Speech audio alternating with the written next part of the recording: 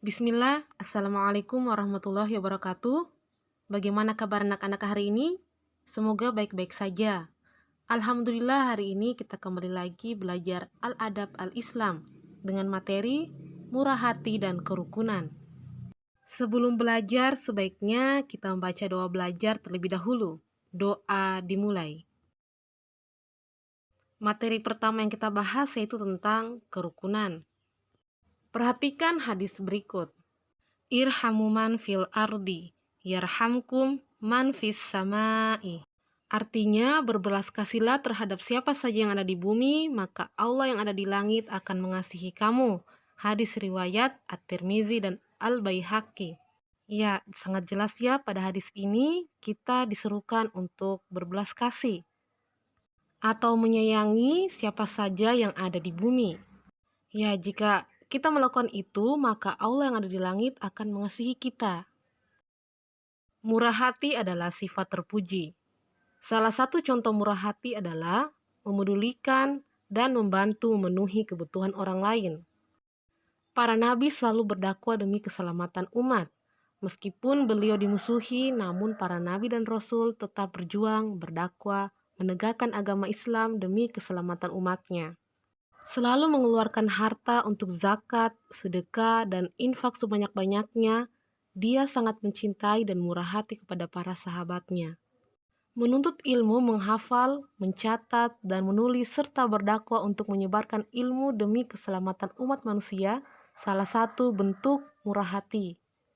Kedua orang tua, mereka mendidik dan menyediakan semua kebutuhan di rumah, kebutuhan belajar, bermain, dan lain-lain. Mereka sangat cinta dan bermurah hati kepada anak mereka. Ya, tadi itu adalah contoh-contoh bermurah hati. Mengeluarkan zakat, sedekah, dan juga membagi ilmu terhadap orang lain. Ya, kita bisa lihat di sini contoh lain bermurah hati ya. Saling menolong, membantu, mengunjungi orang yang sakit, menyumbang yang fakir, mendatangi undangan, dan mencukupi kebutuhan sesama teman yang tidak mampu. Ya, kita bisa lihat di sini pengertian bermurah hati. Bermurah hati adalah selalu memedulikan orang lain dan membantu memenuhi kebutuhannya. Manfaat bermurah hati adalah Allah memberikan kebahagiaan bagi mereka, saling berkecukupan, sejahtera, dan mendapat rahmat Allah serta dijauhkan dari kehancuran. Masya Allah, setelah melihat materi tentang bermurah hati dan kita juga bisa melihat manfaatnya, anak-anak soleh, jangan lupa diamalkan pada kehidupan sehari-hari ya. Sekarang kita akan masuk ke materi kerukunan. Para sahabat yang hijrah dari kota Mekah ke kota Madinah disebut kaum muhajirin, sedangkan para sahabat yang menolong mereka disebut kaum Ansor. Kaum Ansor adalah penduduk asli kota Madinah. Kedua kaum itu dipersaudarakan. Mereka saling tolong-menolong, cinta-mencintai, bekerja sama, dan amat rukun. Setelah membaca teks ini, kita bisa melihat contoh kerukunan pada zaman Rasulullah yang dicontohkan oleh kaum muhajirin dan kaum Ansor. Penduduk asli kota Madinah menerima dan menolong kaum muhajirin yang berhijrah dari kota Mekah. Kedua kaum itu dipersaudarakan dan mereka amat rukun. Perhatikan firman Allah Quran Surat At-Taubah ayat 71 berikut. Yang artinya, dan orang-orang yang beriman, lelaki dan perempuan, sebahagian mereka adalah menjadi penolong bagi sebahagian yang lain. Bentuk-bentuk kerukunan.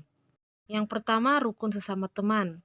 Sesama teman kita harus saling rukun, saling tolong-menolong, dan tidak mengganggu yang lain apalagi menghina, menyakiti, maupun bertengkar.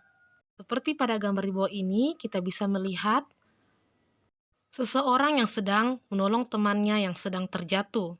Jika ada teman yang sedang kesusahan atau terkena musibah, kita harus menolong mereka. Ya, yang kedua, rukun di rumah.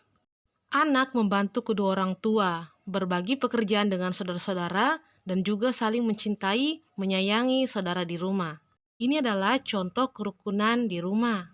Di rumah, kita harus selalu membantu kedua orang tua kita, dan juga tidak boleh bertengkar dengan saudara kita. Kita harus saling mencintai dan menyayangi saudara-saudara kita di rumah. Rukun adalah bersatu hati, saling berbuat baik dan tolong-menolong, melindungi dan selalu berdamai. Manfaat kerukunan adalah Allah memberikan kekuatan, ampunan, dan rizki serta rahmat dan barokahnya. Dengan kerukunan kita terhindar dari sifat angkuh, sombong, acuh tak acuh, mementingkan diri sendiri, meremehkan orang lain, marah, ataupun ceroboh.